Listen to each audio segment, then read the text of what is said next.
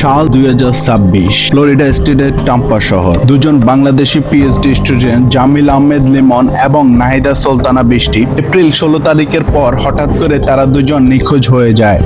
সকালবেলা পর্যন্ত সবকিছুই স্বাভাবিক ছিল। লিমন তার অ্যালার্টমেন্টে বৃষ্টি ক্যাম্পাসে দুজন বেশ কয়েকবার কথাও বলেছিল, কিন্তু সন্ধ্যার পর থেকেই দুজনের ফোনই বন্ধ। কোনো আপডেট নেই, কোথাও কোনো সাড়া শব্দ নেই। দুজন সুস্থ স্বাভাবিক মানুষ, ওর সাথে কোনো শত্রুতা পর্যন্ত নেই, যেন একদম হাওয়ায় মিশিয়ে গেল। বা ঠিক 7 দিন পর এপ্রিল 24, একটা ব্রিজের পাশে একটা বড় কালো ময়লা ফেলা পলিথিনের ভিতরে পাওয়া যায় লিমনের লাশ একদম পচে গিয়েছে, বলতে গেলে একদম অ্যাডভান্স স্টেজে পচে গিয়েছে। লিমনের বয়স ছিল মাত্র 27 বছর।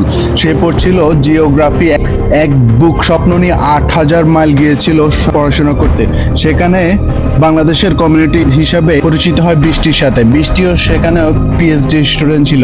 একসাথে খাওয়া দাওয়া, একসাথে ঈদ সেলিব্রেট, আর আস্তে আস্তে বন্ধুত্ব গভীর হতে হতে দুজনের সম্পর্কটা আরো সামনে এগিয়ে যায়।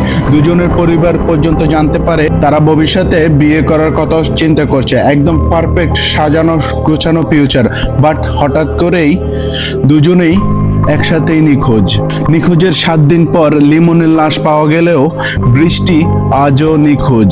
কিন্তু কি হয়েছিল লিমন আর বৃষ্টির সাথে?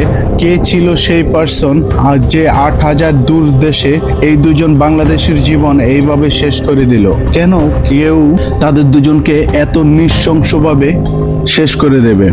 নাকি এর মাঝেও আছে এমন কিছু যা শুনলে আপনি আক্ষরিক অর্থে কেঁপে উঠবেন? এটা এমন একটা কেস যা সারা পৃথিবীর ক্রিমিনাল লয়ার ইতিহাসে আগে কখনই দেখা যায়নি। এটা এমন একটা কেস যেখানে অপরাধীকে মানুষ না গড মনে করত, লিটারাল গড মনে করত, তাকে সেজদা করতে বলতো।